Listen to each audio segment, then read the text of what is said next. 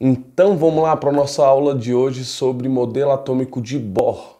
O modelo de Bohr foi um pouquinho depois do modelo de Rutherford. O modelo de Rutherford foi em 1911, enquanto o modelo de Bohr foi em 1913. O que o modelo atômico de Bohr tinha de subsídio, de estrutura, de experimento, que fez com que o modelo atômico mudasse, o modelo atômico evoluísse? Vamos dar uma olhadinha aqui, ó. Quando a gente vai analisar aqui o modelo atômico de Bohr, ele teve duas perspectivas. Primeiro, a questão do espectro descontínuo da luz. Vamos entender primeiro o que seria o espectro contínuo. Se eu pego uma luz aqui, por exemplo, uma luz branca, o que a gente vai ter? Essa luz, na hora que bate num prisma, ela divide em todas as frequências, em todos os comprimentos de onda. Então aqui eu vou ter uma energia associada ao vermelho, uma energia associada ao laranja, ao amarelo, verde, azul clarinho, azul escuro. Então todas as energias são associadas aqui. Essa luz pode ser, por exemplo, a luz do Sol. Então, quando a gente analisa, a gente consegue ver todas essas energias aqui. Porque a energia está representada basicamente por luz, pelo comprimento de onda que essa luz se propaga. Quando a gente pega, no caso, um átomo X qualquer aqui, eu pego esse átomo, coloco ele no estado gasoso, aqueço ele até ele começar a emitir luz. Essa luz que vai ser emitida na hora que eu passo por um prisma, ao invés de dar um espectro contínuo, dá um espectro descontínuo, que a gente chama de espectro de emissão. Porque esse átomo ele vai emitir apenas algumas energias. Então vai emitir aqui, por exemplo, no vermelho, vai emitir no amarelo, no verde, azul claro e azul. E repara que não é qualquer vermelho, é esse vermelho dessa região aqui, ó, dessa parte aqui. Existem vários vermelhos, mas eu tenho esse vermelhinho aqui específico que é colocado aqui como espectro de emissão desse átomo. Analisando isso, a gente conclui que o átomo, se a gente aquece ele e coloca ele para emitir luz, ele não vai emitir o espectro inteiro, ele vai emitir apenas algumas energias. Isso dá algumas situações para a gente conseguir concluir que o modelo de Rutherford não conseguia explicar isso. E o átomo ele emite energias específicas. Quando ele colocava, por exemplo, um átomo Y, um outro átomo, eu tinha outro espectro de emissão, uma característica diferente do que tem aqui. Então é como se o espectro de emissão de um átomo fosse a impressão digital. Ou seja, para cada átomo eu tenho um espectro de emissão diferente, porque cada átomo vai emitir uma coloração diferente. Como é que Rutherford explicava isso? Não tinha como. Outra situação era a limitação do modelo de Rutherford. A limitação do modelo de Rutherford era basicamente que, segundo a física clássica, a física basicamente que a gente estuda na maior parte do nosso ensino médio, a gente vê que se eu pego duas cargas, uma positiva e outra negativa, se elas orbitam uma com a outra, né, que no caso era o modelo de Rutherford, eu tenho um núcleo aqui de carga positiva e orbita ele um elétron de carga negativa.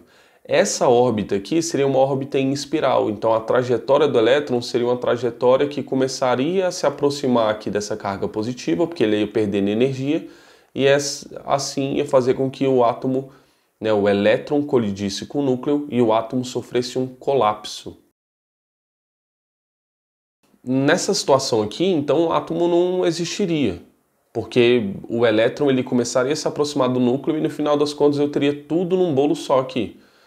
Isso não é o que acontece na realidade. Então, por isso, Bohr construiu um novo modelo atômico e os postulados dele, né, que ele construiu, era o seguinte: os elétrons eles vão girar em torno do núcleo em órbitas circulares e concêntricas. O que é uma órbita circular? Beleza, órbita em círculo. O que seria concêntrica? Seria que todas essas órbitas têm o mesmo centro, que o centro dessas órbitas seria o núcleo.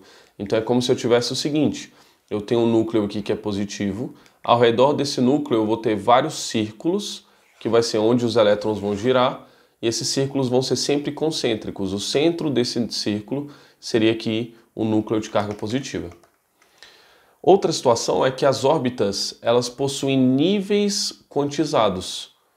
Porque lembra lá da situação que Rutherford, se a gente fosse analisar segundo a física clássica, esse elétron ele começaria a girar em uma órbita que seria em espiral e colidiria com o núcleo. Se eu tenho um nível quantizado de energia, isso quer dizer que o elétron ele não vai nem perder nem ganhar energia. Ele vai manter a mesma energia se ele estiver naquele nível específico. E quanto mais distante estiver do núcleo, maior vai ser a energia que esse elétron vai ter. Beleza, professor, mas como é que ele vai fazer para explicar a situação do espectro de emissão? Perfeito, vamos olhar aqui, ó. Eu tenho o núcleo do átomo, que é um núcleo positivo. Nessa situação aqui eu tenho elétrons, né? Então vamos supor que eu tenho um elétron aqui na camada 2. Eu tenho várias camadas, ó, camada 1, 2, 3, 4. A partir do momento que o átomo, né, que o elétron aqui, ele vai receber uma quantidade de energia, então vai receber uma quantidade de energia, essa quantidade de energia a gente chama de quantum.